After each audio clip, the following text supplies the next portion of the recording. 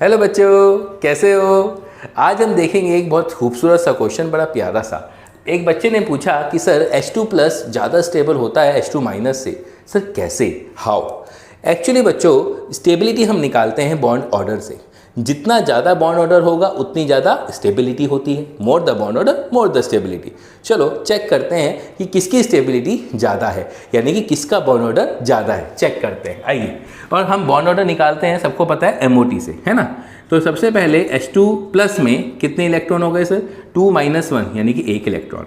तो according to the MOT, यानी कि जो आपका डायग्राम रहता है MOT का, यही होता है ना, एक बॉन्डिंग होता है नीचे वाला और एक एंटी बॉन्डिंग होता है। होता है नहीं होता है?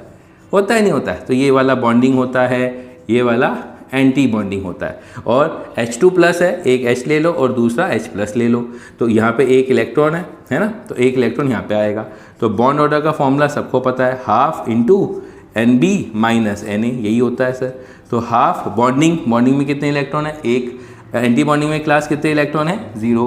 तो यानी कि बॉन्ड ऑर्डर कितना आ गया गुरुजी? आधा, हाफ आ गया। अब हम बात करते हैं अगर H2 माइनस की, है ना।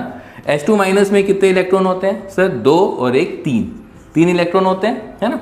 चलिए इसका भी चेक करते हैं। तो एक H ले लो और एक H माइनस ले लो।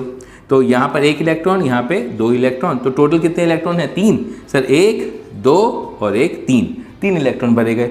फिर दोबारा से बॉन्ड ऑर्डर का फॉर्मूला देखा तो बॉन्डिंग में कितने हैं? 2। एंटी बॉन्डिंग में कितना है? 1।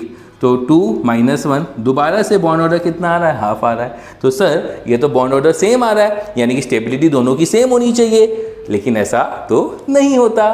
द रीज़न इसका क्या होता है, क्योंकि H2 माइनस में आपका एक इलेक्ट्रॉन कहाँ जा रहा है? एंटी बॉन्डिंग में जा रहा है। और सबको पता है कि एंटी बॉन्डिंग की एनर्जी ज़्यादा होती है, यानी कि एनर्जी ज़्यादा तो लेस स्टेबल। तो सिंपल सी बात आ जाती है। इसी वजह से H2 माइनस को लेस स्टेबल माना जाता है as compare to H2 plus. समझे या नहीं समझे? तो सीखते रहिए, करते रहिए TCC के संग। Thank you.